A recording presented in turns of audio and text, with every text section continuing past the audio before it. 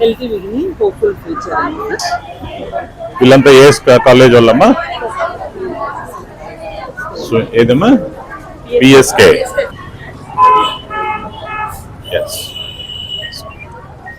పోదామా అమ్మా? చలో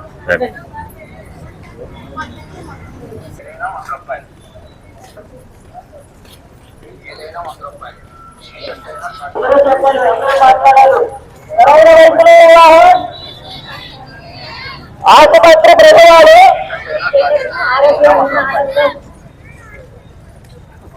ఏదైనా 100 రూపాయలు, షర్ట్ అయినా షర్ట్ అయినా ఏదైనా 100 రూపాయలు.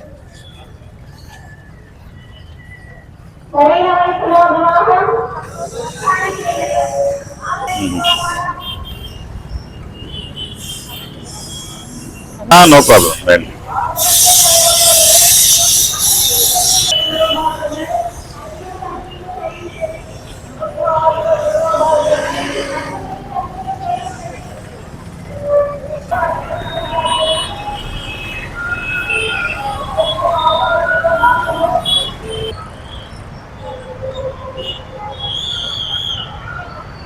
సో ఈరోజు వరల్డ్ హెల్త్ డే, ప్రపంచ ఆరోగ్య దినోత్సవం. దీన్ని పురస్కరించుకొని నర్సింగ్ కాలేజీ విద్యార్థినులు, హెల్త్ డిపార్ట్మెంట్ సైడ్ నుంచి డిఎంహెచ్ఓ మొదలుకొని అందరూ ఉద్యోగులు, అదేవిధంగా మన బావడా చైర్మన్ గారు సలగల రాజశేఖర్ బాబు గారు, మనందరం కూడా ఇక్కడ సమావేశమై ఒక ర్యాలీ నిర్వహించి, ఆ ర్యాలీతో పాటు ఇక్కడ ఒక మానవహారాన్ని ఏర్పాటు చేసుకొని ఈరోజు ప్రజలందరికీ ఒక అవగాహన కల్పించాలనే ఉద్దేశంతో ఇవన్నీ మనం చేస్తున్నాం. మరి ఆ ఉద్దేశం ఏంటి? ఈ సంవత్సరం వరల్డ్ హెల్త్ ఆర్గనైజేషన్ యొక్క మోటో ఏంటి, దాని యొక్క ఆబ్జెక్టివ్ ఏంటి అంటే హెల్దీ బిగినింగ్ హోప్ఫుల్ ఫ్యూచర్ అనేది ఈ సంవత్సరం వరల్డ్ హెల్త్ డే యొక్క కాన్సెప్ట్ అనేది. Healthy beginning and hopeful future అనేది. అదేవిధంగా మరి ఇందులో ఏమేమి మనము కాన్సన్ట్రేట్ చేస్తాం, ఫోకస్ చేస్తాము అని అంటే ముఖ్యంగా జన్మనిస్తూ ఏ తల్లి కూడా చనిపోకూడదు, అదేవిధంగా జన్మిస్తూ ఏ శిశువు కూడా మరణించకూడదు. జన్మనిస్తూ ఏ తల్లి చనిపోకూడదు, జన్మిస్తూ ఏ శిశువు కూడా మరణించకూడదు. ఈ ఆబ్జెక్టివ్ తో మనందరం కూడా పనిచేస్తాం. దాని విషయంలోనే ప్రజలందరికీ అవగాహన కల్పించడం కోసం జిల్లా స్థాయిలో ఈ యొక్క ర్యాలీ మానవహారాన్ని మనం చేస్తున్నాం. ఇక్కడ నుంచి మీడియా ద్వారా జిల్లా ప్రజలందరికీ తెలియజేసేది ఏంటంటే, ఎప్పుడైతే మనము చిల్డ్రన్ మ్యారేజ్లు అనేవి పూర్తిగా నిషేధించాలి, వాటిని పూర్తిగా అరికట్టాలి.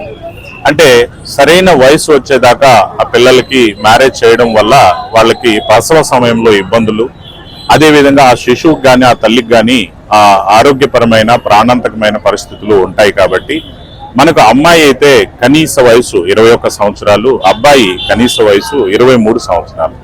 సో ఈ వయసుని పాటించాలి. తల్లిదండ్రులు ఎవరు కూడా చిల్డ్రన్ మ్యారేజెస్ ని ఎంకరేజ్ చేయకూడదు.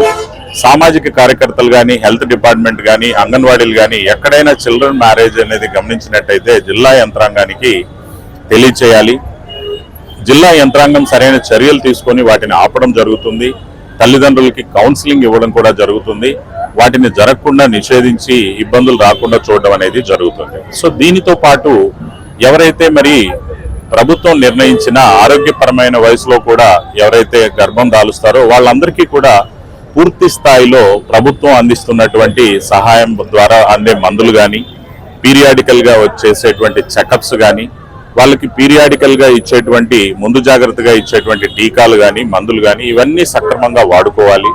అదేవిధంగా ఎవరైనా రక్తహీనత లాంటి పరిస్థితులు ఉన్నప్పుడు ప్రభుత్వం అందించేటువంటి టాబ్లెట్స్, ఐరన్ ఫోలిక్ టాబ్లెట్స్ కానివ్వండి, అదేవిధంగా ఐవి ద్వారా ఇచ్చేటువంటి పరిస్థితులు కానివ్వండి, వీటన్నిటిని ఉపయోగించుకోవాలి. వాళ్ళు చక్కగా చెకప్స్ చేసుకుంటూ ఆరోగ్యకరంగా వాళ్ళ బిడ్డని ప్రసవించి జన్మనిచ్చే పరిస్థితులు రావాలి. అదేవిధంగా బిడ్డ పుట్టిన తర్వాత కూడా వాళ్ళకి పీరియాడికల్ గా ఇచ్చేటువంటి వ్యాక్సిన్స్ కానివ్వండి, ఇంజెక్షన్స్ కానివ్వండి, అవన్నీ సక్రమంగా వేయిస్తూ తల్లికి పిల్లలకి న్యూట్రిషనల్ ఫుడ్ని మనము గర్భం దాల్చినప్పటి నుంచి కూడా న్యూట్రిషనల్ ఫుడ్ని మనం అంగన్వాడీల ద్వారా అందించేది కానివ్వండి, వాళ్ళు స్వయంగా కుటుంబం ద్వారా చేసేటువంటిది కానివ్వండి, ఒక న్యూట్రిషనల్ ఫుడ్ను ఇవ్వాలి. సో దీంతో పాటు ప్రతి ప్రసవం కూడా ఇన్స్టిట్యూషనల్ గా, అంటే ఏ ప్రసవం అయినా ప్రభుత్వ ఆసుపత్రిలోనే జరిగే విధంగా, లేదా ప్రైవేట్ అయినా కూడా పర్వాలేదు, బట్ ఇళ్లల్లో మనం పాత కాలంలో లాగా ఎవరో ఒక మంత్రసాని వచ్చి చేసింది లేదా ఇరుగు పొరుగు వాళ్ళు చేస్తారు అలాంటి పరిస్థితులకి పోకుండా వాళ్ళు తప్పనిసరిగా ఇన్స్టిట్యూషనల్ గా అటువంటి డెలివరీ అయ్యేటట్టు అరేంజ్మెంట్ చేసుకొని చేయాలని చెప్పి తద్వారా తల్లులు కానీ ప్రసవించిన తర్వాత పిల్లలకు కానీ ఎటువంటి ప్రాణ సంకటం రాకుండా ప్రజలందరూ జాగ్రత్తలు తీసుకోవాలని ఈ సంవత్సరం డిపార్ట్మెంటు ఈ విషయానికి పునరంకితం అవుతుందని చెప్పి దీంట్లో పూర్తి అవగాహన మీ ద్వారా ప్రజలందరికీ వెళ్ళాలని చెప్పి కోరుకుంటున్నాం. Thank you.